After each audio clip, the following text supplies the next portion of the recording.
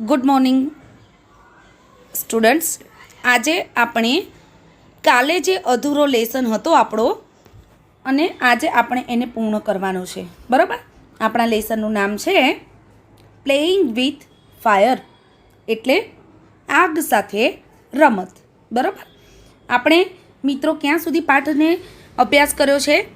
તો કાર્ડબોર્ડની અંદર એટલે કે છાપાની અંદર, પૂંઠાની અંદર દિવેટ સાથે પટ્ટીઓના સ્વરૂપમાં અથવા તો લાંબા વીંટાની સ્વરૂપમાં તે બહાર આવે છે ત્યાં સુધીનો અભ્યાસ આપણે કર્યો હતો.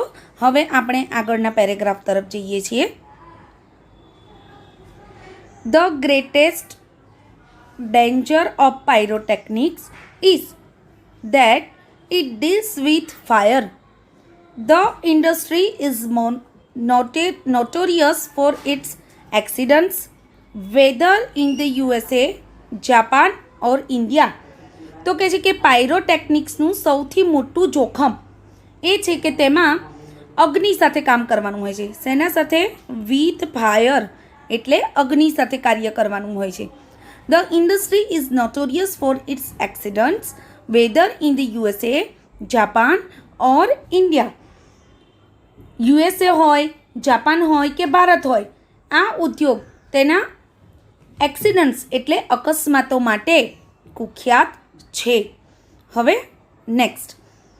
Though the mixture is stable if kept cool and dry, it can catch fire if heat is accidentally applied through too much friction sometimes or from a spark on an impact. બરાબર.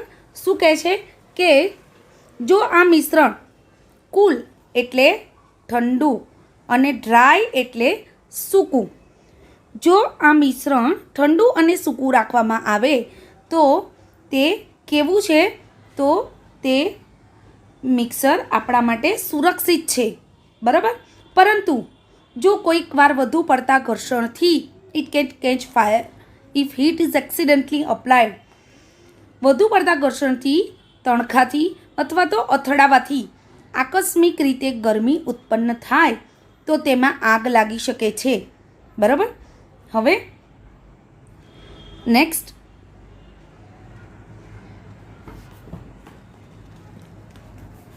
Scientists are looking for ways of making fireworks safer. શું કહે છે? Scientist એટલે વૈજ્ઞાનિકો, અને fireworks safer એટલે ફટાકડાને સુરક્ષિત બનાવવા માટે વૈજ્ઞાનિકોના પ્રયત્નો ચાલુ છે. બરાબર વિદ્યાર્થી મિત્રો. હવે આપણે આગળના પેરેગ્રાફ તરફ જઈ રહ્યા છીએ. ઇન ઇન્ડિયા, ભારતની અંદર fireworks used to be imported from China. Bharat ચીનમાંથી ફટાકડા આયાત કરતું હતું. ઇમ્પોર્ટ કરવું એટલે આયાત કરવું. બરાબર. During the second world war એટલે કે બીજા વિશ્વયુદ્ધ દરમિયાન ધીઝ ઇમ્પોર્ટ્સ વર સ્ટોપ. બીજા વિશ્વયુદ્ધ દરમિયાન શું કરવામાં આવ્યું? ફટાકડાની આ આયાતને બંધ કરી દેવામાં આવી. And the safety match producers of Sivakashi in Tamil Nadu began manufacturing fireworks for Deepavali. પહેલાં ભારત ચીનમાંથી ફટાકડા આયાત કરતું હતું, પરંતુ બીજું વિશ્વયુદ્ધ થયું ત્યારે આ આયાતને બંધ કરી દેવામાં આવી અને તમિલનાડુના શિવાકાશીમાં દિવાસળીના ઉત્પાદકોએ દિવાળી માટે ફટાકડાનું ઉત્પાદન શરૂ કર્યું. In 1992 the country used about 60 crores with the firework and 60 to 70% of this came from Shivakashi. 1992માં દેશની અંદર લગભગ 60 કરોડના ફટાકડા વેચાયા અને જેમાંથી 60થી 70% શિવાકાશીમાં બનાવેલા હતા. એટલે વિદ્યાર્થી મિત્રો, શિવાકાશી એ આપણા માટે ફટાકડાનું ઉત્પાદનનું સ્થાન બની ગયું હતું. બરાબર. હવે next paragraph. In Sivakasi fireworks are manufactured in a number of small units. શિવાકાશીની અંદર ફટાકડા નાના નાના એકમોમાં બનાવવામાં આવે છે. 3 months before the festival is the busiest time for these units. તો કહે છે કે તહેવાર એટલે કે દિવાળી પહેલાંના 3 મહિના આ એકમો ખૂબ જ વ્યસ્ત હોય છે, કારણ કે દિવાળીમાં ફટાકડાની વધારે જરૂર હોય ને, એટલે એનું ઉત્પાદન પણ વધારે કરવું પડે, અને ઉત્પાદન વધારે કરવું પડે એટલે એ વખતનો સમય કેવો હોય, ખૂબ જ વ્યસ્ત હોય છે.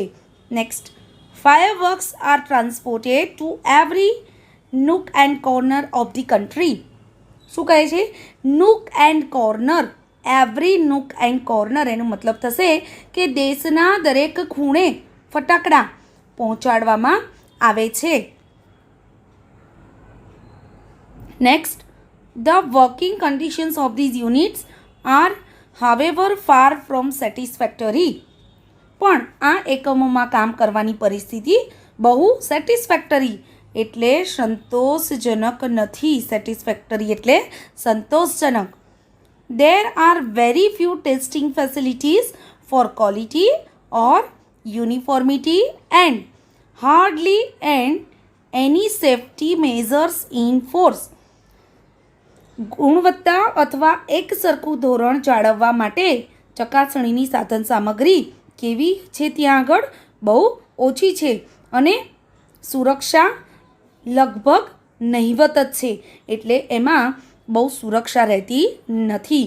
આપણી સેફટી એટલે આપણી સલામતી રહેતી નથી. બરાબર. નેક્સ્ટ,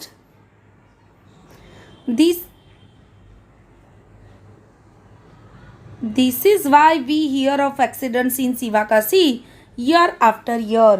અને એટલે દર વર્ષે આપણે શિવાકાશીમાં થતા અકસ્માતો વિશે સાંભળીએ છીએ.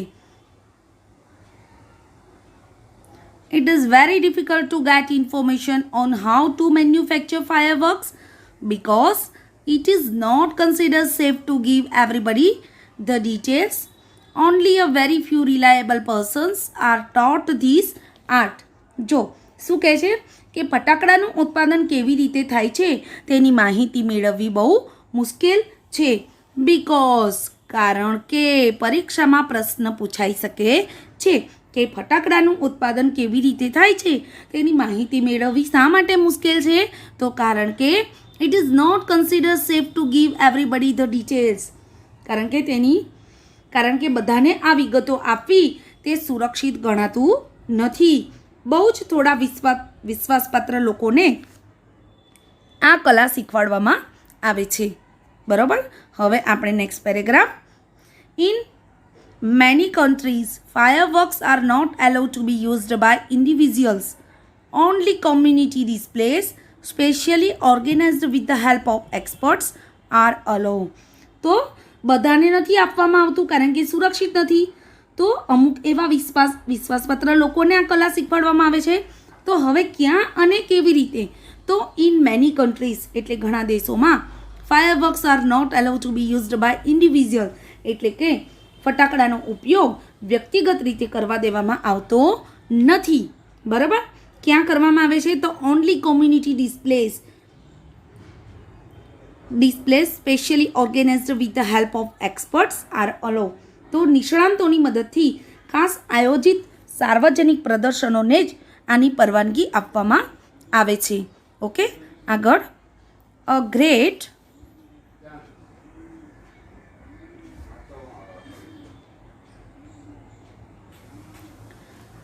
deal of care is taken for safety at these displays. આ પ્રદર્શનોમાં સુરક્ષાની ખૂબ જ કાળજી લેવામાં આવે છે. However, since even children are allowed to play with fireworks in India, it is important to observe certain safety rules. તો કહે છે પરંતુ ભારતની અંદર તો બાળકોને પણ ફટાકડા સાથે રમવા દેવામાં આવતા હોવાથી અમુક ચોક્કસ સુરક્ષાના નિયમોનું પાલન કરવું એ પણ મહત્ત્વ છે. ભારતની અંદર બાળકોને પણ ફટાકડા સાથે રમત રમવામાં આવે છે. રમે છે ને બાળકો? દિવાળીની અંદર તમે બધા જ ફટાકડા ફોડો છો ને? તો એ ફટાકડા ફોડતી વખતે આપણને એનો સૌથી વધારે ડર લાગવો જોઈએ, પરંતુ ભારતમાં આપણે એને સુરક્ષિત ગણીએ છીએ અને દરેક જગ્યાએ ફટાકડાનું વેચાણ પણ એટલું થતું જોવા મળે છે અને દિવાળીની અંદર બાળકો ફટાકડા પણ એટલા જ ફોડતા તમને નજરે જોવા મળે છે, પરંતુ એ એટલા જ આપણા માટે હાનિકારક પણ છે. એનું ધ્યાન પણ આપણે રાખવું જોઈએ. Next, fireworks should be stored, handled and lit with care. ફટાકડાનો સંગ્રહ અને ઉપયોગ ખૂબ જ કાળજીપૂર્વક કરવો જોઈએ. They should never be stored or unpacked near a flame, gas cylinder or heater. તો શું કહે છે કે ગેસનો બાટલો, હીટર અથવા તો અગ્નિ હોય તેવી જગ્યામાં કદી પણ ફટાકડાનો સંગ્રહ કે ઉપયોગ કરવો જોઈએ નહીં. બરાબર. હવે કેમ? તો ગેસની આગળ આપણે ફટાકડા મૂકીએ, ગેસ સિલિન્ડરની આગળ કે ક્યાંય આગ લાગેલી હોય ત્યાં મૂકીએ તો એ ઝડપથી શું કરી દે છે? આગ એ ફટાકડા સાથે કનેક્શનમાં આવે છે અને હવામાનના ઓક્સિજન સાથે સંકળાઈ અને પછીથી આગળ વધારે મોટી આગ લાગવાનો સંભવ બની શકે છે. બરાબર. હવે આગળ, one should never wear long loose clothes or nylon clothes when lighting crackers, and since the powder in crackers is, next paragraph, poisons, they should never be carried loose in your pocket or your hand. જો શું કહે છે કે ફટાકડા ફોડતી વખતે લાંબા ઢીલા કપડાં અને નાયલોનના કપડાં પહેરવા નહીં. કારણ કે જ્યારે આપણે ફટાકડા ફોડતા હોઈએ ત્યારે જો આપણે ઢીલા કપડાં પહેરેલા હોય, નાયલોનના કપડાં પહેરેલા હોય અને લાંબા કપડાં પહેરેલા હોય તો ઝડપથી એ આગ સાથે કનેક્શનમાં આવી શકે છે અને એનાથી આગ વધારે ફેલાય છે. એટલે એવા કપડાં પહેરીને ક્યારેય ફટાકડા ફોડવા જોઈએ નહીં. બીજું શું કીધું છે કે ફટાકડામાં વપરાતો પાવડર, પોઈઝન્સ એટલે ઝેરી. ફટાકડામાં વપરાતો પાવડર કેવો હોય છે? ઝેરી હોય છે અને એટલા માટે તેનાથી તમારા ખિસ્સામાં અથવા હાથમાં રાખવો જોઈએ નહીં. બાળકો ઘણીવાર કેવું કરતા હોય છે કે ફટાકડા પોતાના ખીચામાં મૂકી અને ફોડવા માટે જતા હોય છે. તો એને આપણા ખીચામાં મૂકવા જોઈએ નહીં. કારણ કે એમાં વપરાતો જે પાવડર હોય છે એ પાવડર કેવો હોય છે? ઝેરી હોય છે અને તેનાથી એ તમે ખીચામાં મૂકો અને તેમાં તમારો હાથ મૂકો તો એ તમને નુકસાન કરતા છે. બરાબર. હવે આગળ,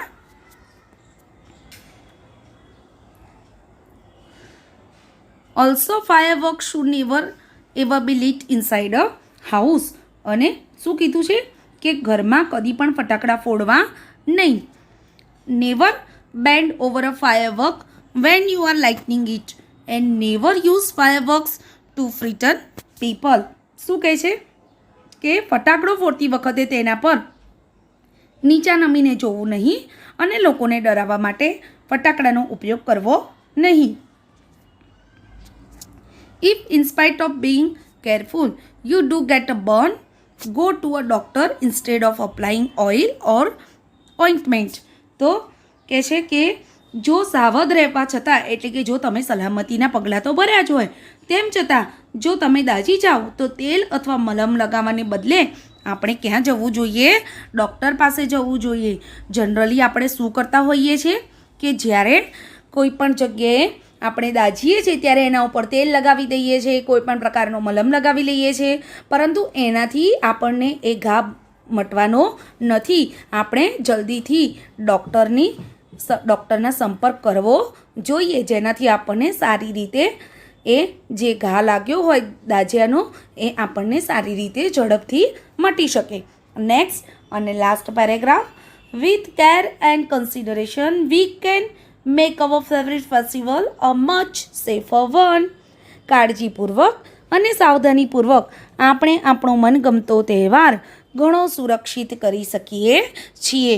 બરાબર. તો વિદ્યાર્થી મિત્રો, જો આપણને તહેવાર તો ગમે છે, તહેવારનું સેલિબ્રેશન કરવું પણ ગમે છે, પરંતુ જો આપણે કાળજીપૂર્વક અને સાવધાનીપૂર્વક તહેવારની મજા માણવી હોય તો આપણે આપણી સલામતી પણ જોવી પડે.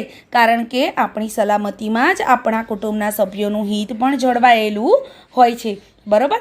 આ સાથે જ આપણો 5મો પાઠ પ્લેઇંગ વિથ ફાયર આપણે પૂર્ણ કરીએ છીએ અને એની સાથે હું તમને જે પણ કંઈ PDF ફાઇલ મોકલું તે PDFમાં આપેલું દરેક લખાણ તમારે લખવાનું રહેશે. Thank you.